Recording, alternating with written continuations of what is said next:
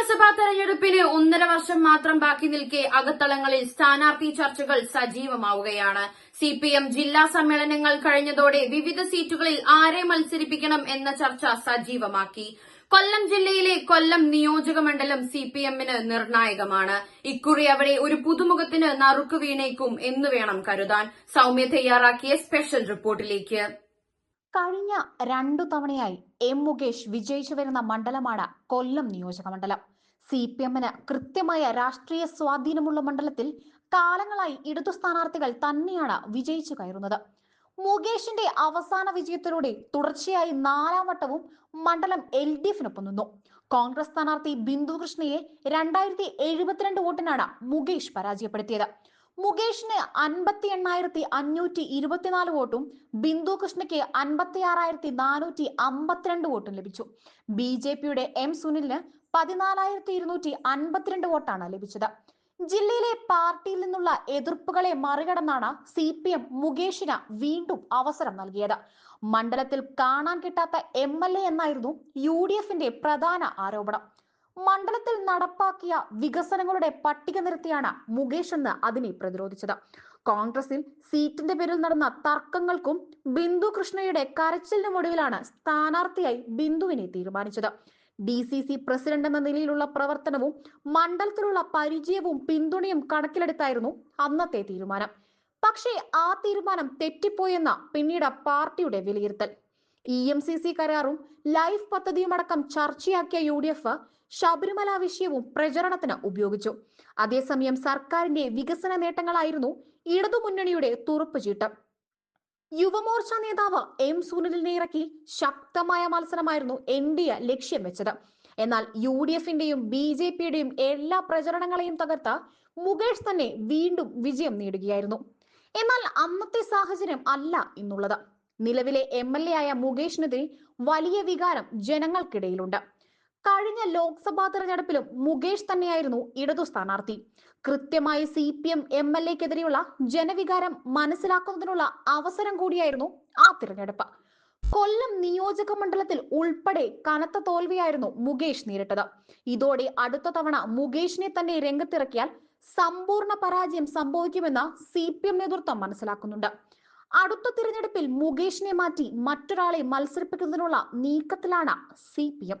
നിലവിൽ ഏറ്റവും അധികം പരിഗണനയിലുള്ള പേര് യുവ വനിതാ നേതാവ് കൂടിയായ ചിന്ത ജെറോമിന്റേതാണ്.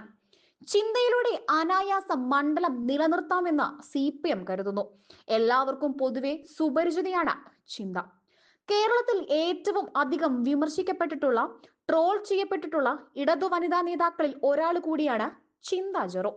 ചിന്ത ജെറോമിന്റെ പ്രസംഗ ശൈലിയെയും പലപ്പോഴും എതിരാളികൾ ട്രോളുകൾക്ക് ഇരയാക്കാറുണ്ട്. എന്നാൽ മലയാളത്തിന്റെ എക്കാലത്തെയും പ്രിയപ്പെട്ട എഴുത്തുകാരൻ MD വാസുദേവൻ നായരുടെ നേരിട്ടുള്ള പ്രശംസ ഏറ്റുവാങ്ങിയിട്ടുള്ളതാണ് ചിന്തയുടെ പ്രസംഗ ശൈലി. കേരള സർവകലാശാല യൂണിയൻ ചെയർപേഴ്സൺ ആയിരിക്കെ യൂണിയൻ ഉദ്ഘാടന വേദിയിലായിരുന്നു MT വാസുദേവൻ നായർ ചിന്തയുടെ ഉച്ചാരണ ശുദ്ധിയെയും ഭാഷാ ശൈലിയെയും പ്രശംസിച്ചത്. ഏറെ വിവാദങ്ങൾക്കും ട്രോളുകൾക്കും വഴിവെച്ചിട്ടുള്ള ആൾ തന്നെയാണ് ചിന്ത ജെറോം. ജിമിക്കി കമ്മൽ പാട്ടിനെ കുറിച്ചും സെൽഫിയെ കുറിച്ചുമെല്ലാം നടത്തിയ വിമർശനങ്ങൾ വലിയ പരിഹാസങ്ങൾക്കാണ് വഴിവെച്ചിരുന്നത്. ഇതുകൂടാതെ അഭിമന്യുവിന്റെ കൊലപാതകം സംബന്ധിച്ച് ചിന്ത നടത്തിയ പരാമർശവും വിവാദമായിരുന്നു. കോവിഡ് വാക്സിൻ സ്വീകരിച്ചതും ഒരു വിഭാഗം വിവാദമാക്കാൻ ശ്രമം നടത്തിയിരുന്നതും. കൊല്ലം ജില്ലാ ആശുപത്രിയിലെ സൗകര്യങ്ങളെ പറ്റിയുള്ള ചോദ്യത്തിന് പൊതിച്ചോറുമായി ബന്ധപ്പെട്ട് നടത്തിയ മറുപടിയും ചിന്തയെ എയറിലാക്കിയിരുന്നു. പിന്നീടും ഒട്ടേറെ വിവാദങ്ങളിൽ ചിന്ത ഇടം പിടിച്ചു. ഏറ്റവും ഒടുവിൽ CPM കൊല്ലം ജില്ലാ സമ്മേളനത്തിനിടയിൽ ബിയർ ബോട്ടിലിൽ വെള്ളം കുടിച്ചതും സാമൂഹിക മാധ്യമങ്ങളിൽ ചിന്തയ്ക്കെതിരെ ട്രോൾ മഴയ്ക്ക് ഇടവരുത്തിയിട്ടുണ്ട്. അപ്പോഴും ട്രോളുകളെ ഏറെക്കുറെ ആസ്വദിക്കുകയും സഹിഷ്ണുതയോടെ നോക്കുകയും ചെയ്തിട്ടുള്ള രാഷ്ട്രീയ നേതാവ് തന്നെയാണ് ചിന്ത ജെറോം. പ്രവർത്തനങ്ങൾക്കിടയിലും നേതാക്കൾക്കിടയിലും വളരെയധികം സ്വീകാര്യതയുള്ള നേതാവ് കൂടിയാണ് ചിന്ത. ഇതെല്ലാം വരും തിരഞ്ഞെടുപ്പിൽ ചിന്തയ്ക്ക് അനുകൂല ഘടകങ്ങളാണ്. കോൺഗ്രസ് ആകട്ടെ വീണ്ടും പരിഗണിക്കുന്നത് മുൻ DCC പ്രസിഡന്റ് കൂടിയായ അഡ്വക്കേറ്റ് ബിന്ദു കൃഷ്ണയെ തന്നെയാകും. കഴിഞ്ഞ തവണയുണ്ടായ പരാജയത്തിന് ശേഷം അവർ മണ്ഡലത്തിൽ സജീവമായിരുന്നു. കഴിഞ്ഞ തവണയും ശക്തമായ പോരാട്ടത്തിനൊടുവിലായിരുന്നു കൊല്ലത്ത് ബിന്ദു കൃഷ്ണ പരാജയപ്പെട്ടത്. KSUവിലൂടെ രാഷ്ട്രീയ രംഗത്ത് പ്രവേശിച്ച ബിന്ദു യൂത്ത് കോൺഗ്രസിന്റെയും പിന്നീട് കോൺഗ്രസിന്റെയും മഹിളാ കോൺഗ്രസിന്റെയും മുൻനിര പോരാളികളിൽ ഒരാളായിരുന്നു. കഴിഞ്ഞ തവണ കൊല്ലം സീറ്റ് ലഭിച്ചതും ഏറെ നാടകീയമായി ആയിരുന്നു.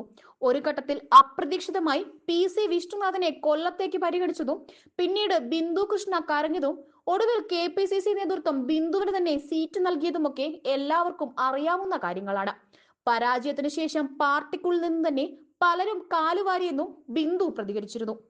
നിലവിലെ MLAക്ക് എതിരായ വലിയ തോതിലുള്ള ജനവികാരവും സർക്കാരിനോടുള്ള അമർഷവും വിജയസാധ്യതയായി ബിന്ദു കൃഷ്ണ കണക്കാക്കുകയാണ്. സംഘടനാപരമായും കോൺഗ്രസ് കൊല്ലം മണ്ഡലത്തിൽ നില മെച്ചപ്പെടുത്തിയിട്ടുണ്ട്. ഈ ഘടകങ്ങളൊക്കെയും തങ്ങൾക്ക് അനുകൂലമാകുമെന്നാണ് കോൺഗ്രസ് നേതൃത്വം കരുതുന്നത്. BJPക്കും കൊല്ലം മണ്ഡലത്തിൽ കൃത്യമായ വോട്ടുണ്ട്. ജനങ്ങൾക്കിടയിൽ കൂടി പൊതുസ്വീകാര്യതയുള്ള ഒരു സ്ഥാനാർത്ഥിയെ നിർത്തിയാൽ അട്ടിമറി വിജയം നേടുമെന്ന് അഭിപ്രായപ്പെടുന്നവരും ഉണ്ട്. കഴിഞ്ഞ ലോക്സഭാ തിരഞ്ഞെടുപ്പിൽ അടക്കം BJP വോട്ട് നില വർദ്ധിപ്പിച്ചിരുന്നു. ബിന്ദു കൃഷ്ണയ്ക്ക് പുറമെ കോൺഗ്രസിൽ നിന്നും ഉയരുന്ന മറ്റൊരു പേര് KPCC സെക്രട്ടറി കൂടിയായ സൂരജ് രവിയുടേതാണ്. മണ്ഡലത്തിൽ ഉടനീളം വ്യക്തിബന്ധങ്ങളുള്ള സൂരജ് രവി മത്സരിച്ചാൽ ഗുണമാകുമെന്ന് കരുതുന്നവരും ഉണ്ട്.